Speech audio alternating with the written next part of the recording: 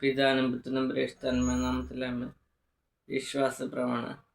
സർവശക്തനായ ആകാശത്തിന് നമ്മുടെ സൃഷ്ടമായ ദൈവത്തിൽ വിശ്വസിക്കുന്ന അവിടുത്തെ പുത്രനാണ് കർത്താവേ.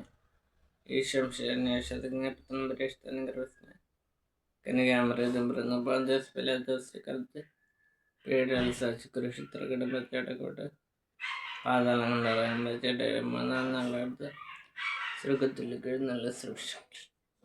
പിതാവേ ദൈവത്തിന്റെ പ്രതിഫലത്തിൽക്കുന്ന അവിടുന്ന് ജീവിക്കുന്നവരെ മരിച്ചവരും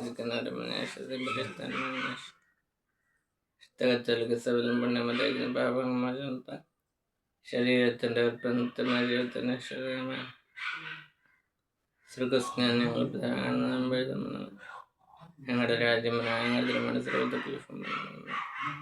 അന്ന് ഞങ്ങൾക്ക് ഞങ്ങളോട് തെറ്റ് ചെയ്യുന്നവരോട് ഞങ്ങളുടെ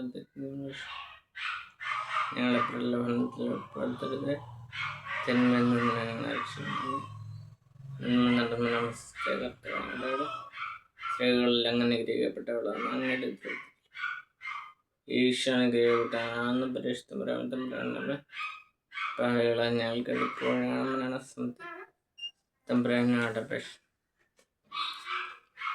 സങ്കീർത്തനം 59 അധ്യായത്തിൽ നിന്ന് 15-16 വാക്യങ്ങൾ.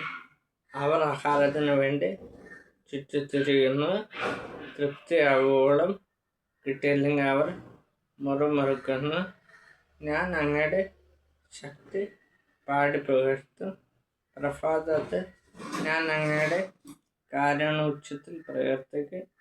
എൻ്റെ കഷ്ടതയുടെ കാലത്ത് അങ്ങ് എൻ്റെ കോട്ടയം അഭയമായിരിക്കും. ദൈവവചനമാണ് കേട്ടത്.